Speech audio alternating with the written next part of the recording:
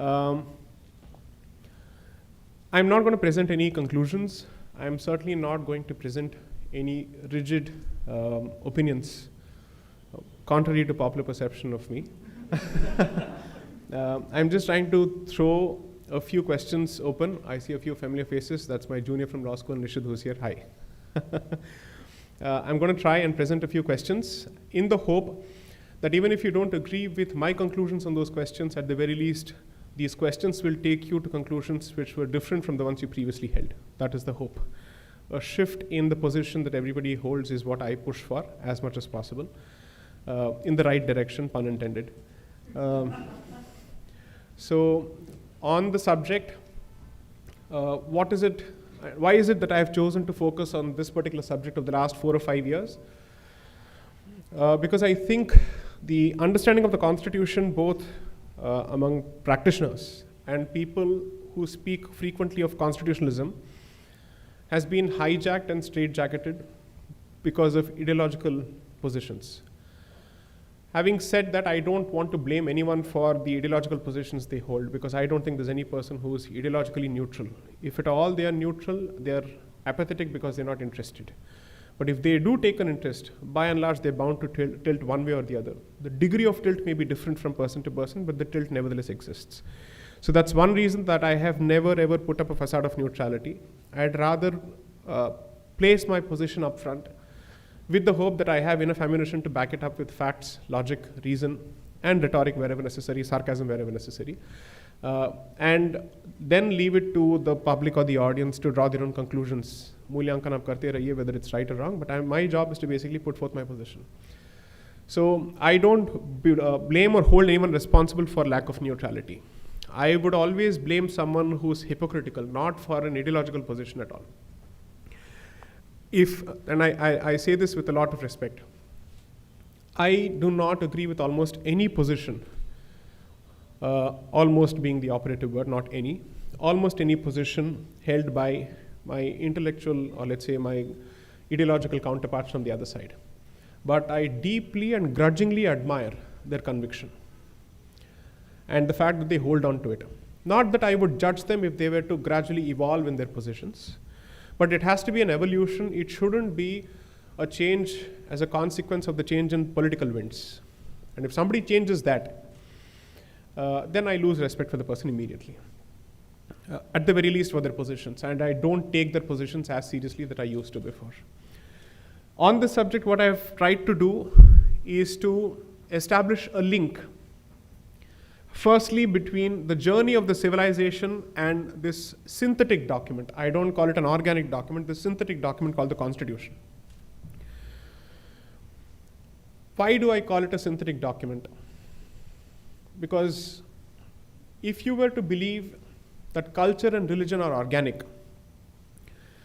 Constitution is rarely organic. At least in the context of Bharat, I would say the Constitution's history is not at all organic. It is as synthetic as it gets. It is as top-down as it gets. It is as imposed as it could get. And I say this equally of the Constitution of 1950. And when that happens, in relation to a document which is bound to, which is intended to, which is by design expected to have an all-encompassing effect, then it obviously has a direct bearing on the destiny of the civilization itself, on your ability to say a few things, on your ability to actually prove a few things, on your ability to reclaim a few things, on your ability to speak the truth on the basis of facts. Because the Constitution, while it enables free speech, also imposes several filters, express and unspoken, both. And I basically wanted to break free of those filters. So most people sometimes assume, perhaps he's a loose cannon who doesn't have a political filter, who doesn't have a filter when he speaks. I can say this confidently. Almost everything that I've said, I've thought it through. Not that I'm always right. I'm not saying I'm always right. At the very least, I know what exactly I'm saying and why I'm saying it. If my positions have changed, it's because I may have read better, or somebody may have told me, sorry, you're wrong, read this literature better. So for instance, my own position on Dr. Ambedkar has evolved over the last 3.5 years, at the very least, and I've said this openly on public platforms. And sometimes it is important for somebody to kick that door open, because all the time you see only an incremental push. I think once in a while, history or Kal or Vidhi presents an opportunity to punch your way through certain positions. Or it forces you to punch, simply because if you don't, then your position becomes, how do I put it? You will be forced to tie yourself down to that particular position. You will be told you never made your position clear in the past. So it's like this. Assume for a moment that there is one person who slapped once, who chooses to be silent about it. He slapped again by the same person. He chooses to be silent about it. The 10th or the 15th time, the slapper gets to blame the slappee. Tum chup rahe the, main kya karu? You were silent all this while. You should have said it before. Where is the resistance? Ask lawyers, they'll tell you the concept of adverse possession of property is no different. You keep your mouth shut for 12 years when somebody's occupied your property, he gets to say, you never raised a little finger in resistance. That's the end of the matter. That's how the law works. I'm applying the very same logic when it comes to articulation, ventilation, and expression of opinions on Constitution and inherent biases within the Constitution and imposed biases on the Constitution both. And one of the reasons, despite what I've said so far, I rarely have people found the guts to take me legally, is because at the very least I'll have something or the other to throw at them in terms of document. 3, the reason why I speak of judicial intervention is to address the aspect of imposed biases, where the human agent who's tasked with the obligation or the responsibility of looking into that particular document brings her, his, or his, her, they, them, whatever biases, okay, to the document. I am not per se against any identity, so please don't mistake that sarcasm for a problem with any particular identity. I have a problem with imposed identities, or in terms of language impositions. I'm not particularly comfortable with it. And I certainly don't think the West needs to teach us anything about respecting non-binary gender identities. We have always done so. So you can take your garbage and go to some other place. I'm the last person who's interested in consuming this. And I've said this, in fact, publicly once. I might as well repeat it very clearly. I'm never going to subscribe to this pronoun nonsense ever. My LinkedIn profile will never say his, him, and all that. You can see it. It's okay. Relax. So the point I'm trying to perhaps make is these layers within the Constitution, the nexus between the Constitution and civilization, have not received the unpacking that has long been waiting. And the hope is that someone who is interested in the civilization and is reasonably trained in the Constitution, and who understands how judicial intervention works on a day-to-day basis, actually brings it out. So it is long due. So there have been instances where you have fantastic people, both from the English-speaking circles and the non-English-speaking circles, who have done a fabulous study of the Constitution. So there is perhaps an 18-volume treatise written by Sri Devendra Swarup in Hindi on the Constitution. I would seriously advise people to read it, or at least suggest people to read it. It's very, very important.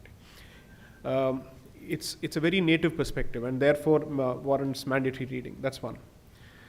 And there have been instances where lawyers have spoken of the Constitution purely from a legal lens, purely from a narrow lens, purely from the prism of constitutionalism. But where is the bridge? Where is the bridge?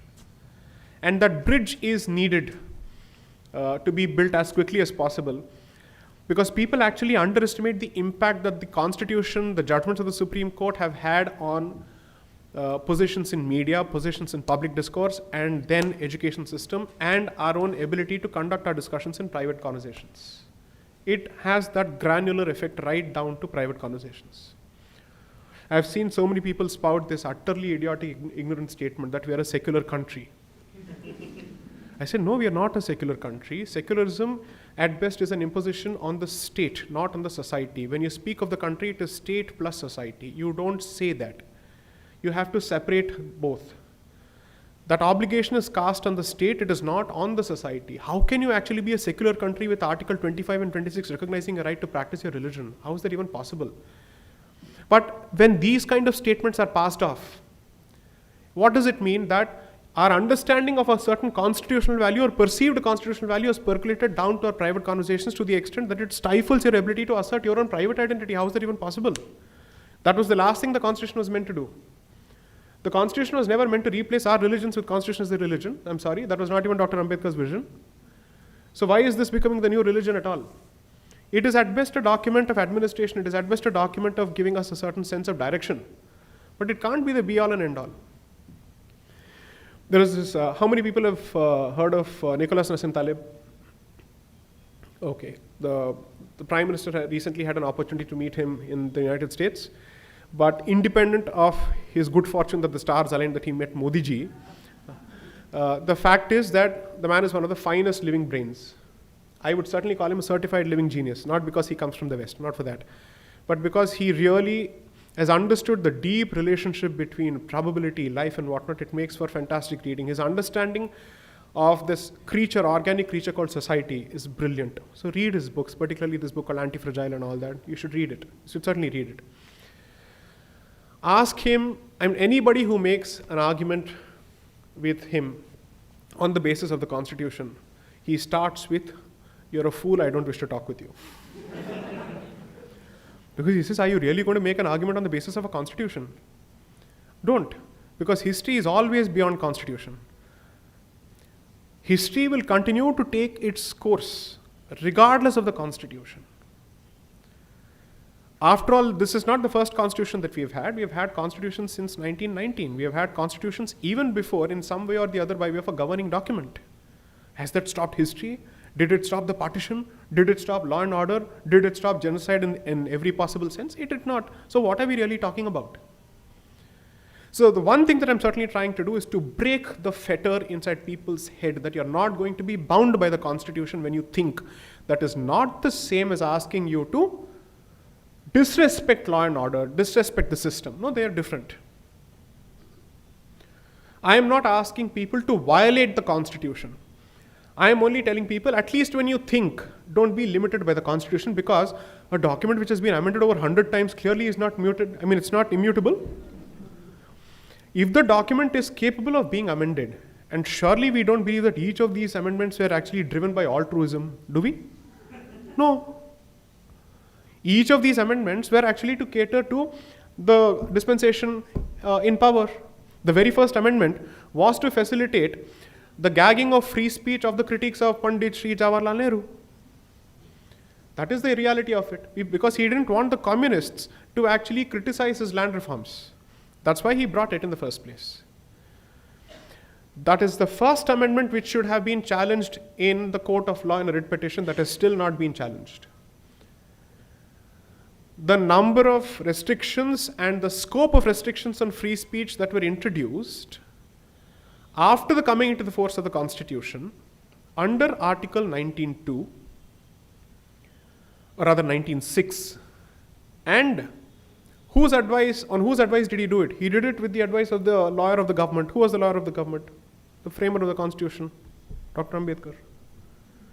So clearly Dr. Ambedkar seemed to have given his assent, at the very least, legal advice when sought on how do you bring about greater fetters on free speech. This is a fact. I can't help it if it hurts sentiments. He was the law minister, then without his knowledge this couldn't have happened. Surely that's a reasonable assumption. And there are documents to prove that he did give his advice on the subject. Right? So this is the history of the document. So let's not make a holy grail out of this particular document. The question that we should ask is, given the peculiar and fairly checkered and troubled history of this subcontinent, does the document help us preserve whatever remains of us? Or is it being used to gradually lower your sense of historical awareness and to put you into deeper slumber? Which is to say, if the drishti is moved away from the civilization to the constitution becomes the subject of discussion all the time and the civilization is relegated to the margins, I don't think it helps. I don't think that is the purpose. And if that was the designed or intended purpose, then there is an even more a deeper problem or bigger problem with the history of the drafting of the constitution itself. I am willing to give the benefit of the doubt that the document was not designed for this purpose. I am still not done with my research on the subject. As and when I'm done with the tetralogy, let's see what happens. But I am proceeding on the basis and giving it the benefit of the doubt that it was not designed for it, but it is being pressed into service for it, is my argument very clearly. And that argument I will not beat around the bush for even 1 second. So if people think that I'm pushing some kind of a victimhood complex, I would use the word victimhood complex or a victim complex when somebody feels like a perpetual victim without basis. That is, they have created a delusion for themselves in their head. They have created an internal schizophrenia where they constantly choose to see themselves as victims, right? But if I'm able to show, here it is, here is the basis, would you still call it victimhood complex? I would say then the use of victimhood complex to, in respect of someone who's making that argument is actually victim shaming, where you're taking away my right to tell you what exactly has happened with me. So I'll give you a live example. This is not self-edification. I'm simply putting forth my experience as some kind of a prism in terms of what is happening on the subject. So since January end, I started writing on the eve of 30th of January has a particular significance in Indian history, forget it. So that was the day I started writing the book, the series called The Sidebar in Indian Express. My latest piece is called The Majoritarianism Slur, and this was published barely a week ago. 2 rejoinders have been written, one by I think a professor of political science, Dr. Rajashri Chandra. I am not naming these people to shame them in any way. I would say that at least Dr. Chandra's rejoinder was very respectful. Certainly not arrogant by any sense, going by traditional leftist standards. I would say it was worthy of engagement, and I hope to put out a response soon. Read my piece first, and then read her criticism of the piece. And you'll know exactly where the battle lines are being drawn. What is the issue? I have made the very clear argument that it's almost as if a particular community is expected to be constantly guilty, or it is meant to feel guilty for existing in the majority despite somebody's best efforts. Okay. And I make that argument in a fairly detailed manner. Clear, unclear, right, wrong, I leave that for you to decide. And I've been told, sorry, this is mansplaining and Savarna-splaining apparently. Apparently these slurs will somehow put me in the defensive of all the people. So I'm going to say, yes, as a man I have a right to speak, and yes, as a Savarna I have a right to speak. So what? Tell me where the constitution take away my right to speak. Since you want to make constitutionalism the basis of this entire argument, tell me that I am deprived of the right to speak because I'm a man. Not going to happen. Tell me that I am deprived of the right to speak for the culture and for the civilization or the community because I happen to be Savarna. Again, I want to see the constitutional basis for it, because our argument every time when we present something is, Constitution mein kahan likha hai? Well, I'm reversing the gaze. Tell me where is it saying in the Constitution that I can't have the right to speak? So I own it, okay. What is it that I have said that is that warrants this kind of a slur? Read this for 2 reasons. One, forget this sparring on ad hominem attacks. It makes no sense. Merits. Mudde pe, what is the issue? What am I saying? What are they saying? Please try and follow the argument. This audience I'd certainly urge to keep track of such arguments. Because whether we like it or not, the fact of the matter is not every debate and discourse is bound to be relatable to every section of the society. That is not the case. That's never going to happen. Everybody may have equal right to vote, but does everybody vote with the same degree of sophistication, nuance, maturity, understanding, and for the right reasons? No, they don't. Somewhere the bottle works, somewhere something else works, period. Right? So this particular segment of audience has a greater role and responsibility to follow these debates. Because when we choose to ignore these debates as academic debates, we forget that these positions ultimately form the basis for future legal positions. Discussion से निकलता है policy, policy से निकलता है law. If you don't follow these discussions, you will then suddenly ask yourself, अचानक से ये law कैसे बन गया? अचानक से कुछ नहीं होता है. There is a gestation period, there is a lead period, and most people focus on the starting bindu and the end bindu. बीच की कड़ी सब भूल जाते हैं, and they don't realize, oh, this is what has happened. So therefore, please follow it. I am not someone who's, as a practicing lawyer, put yourself in my shoes for a moment. I am a first generation litigator with practically no godfathers, at least to the best of my knowledge. अगर मेरे sir पे किसी और का हाथ होता, मुझे तो आज तक नजर नहीं आया. Okay? I have very little incentive and a lot of disincentive to criticize the system that I practice in. Is it not? Of course I do.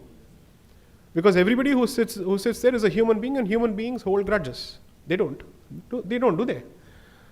They are expected not to in certain positions, but people do, right? And yet I've chosen to take this calculated risk because I'm saying somebody has to speak. Vishpan kisi ko to karna padega. It doesn't matter, I'll do it.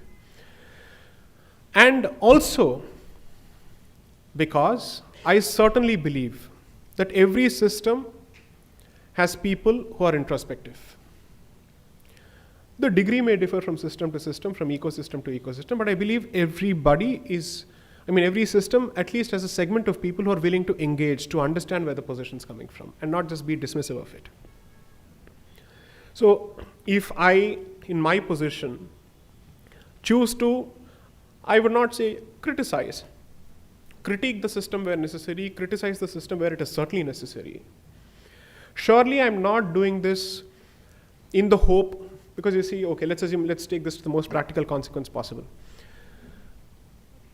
Assume for a moment that it contributes to greater publicity, greater reach, because these bombastic statements will be run on Instagram reels and shots and all that. All it can at best translate to is greater visibility here. It's not exactly going to help me in the court where I practice, right? Look at it practically from my perspective. And yet, if I'm taking these positions, it's for one very clear reason. The overall acceptability of criticism has changed with introduction of social media. Almost everybody is open to criticism now. There is not a single person who is immune from criticism. Especially after live streaming of arguments, every person's open to criticism now. They can't help it. You wanted transparency, aa gaya transparency, le lo. Right? So the hope is that people use this as a feedback loop. The longer you sit in ivory towers where you have chosen to protect yourself and shield yourself from feedback that's coming from the society, that's not how. Judiciary is expected to be reticent in dealing with power, but not with society. Because you need to understand the pulse of the society that you live in the midst of. Reticence as far as power is concerned is expected to preserve your independence, your integrity. And so that people continue to have faith in you. That should they have a problem with people who wield power, they have another option which is relatively free of any kind of political influence. So therefore, I am a strong votary of judicial independence, without a doubt. But independence from interference with power is very different from immunity from criticism. That is a distinction that people must draw. That is very important. If you have one, I would say the second will follow. The more independent you are, and you have this kind of power over our destinies, you must be open to some kind of feedback in one way or the other. That's the limited argument that I make.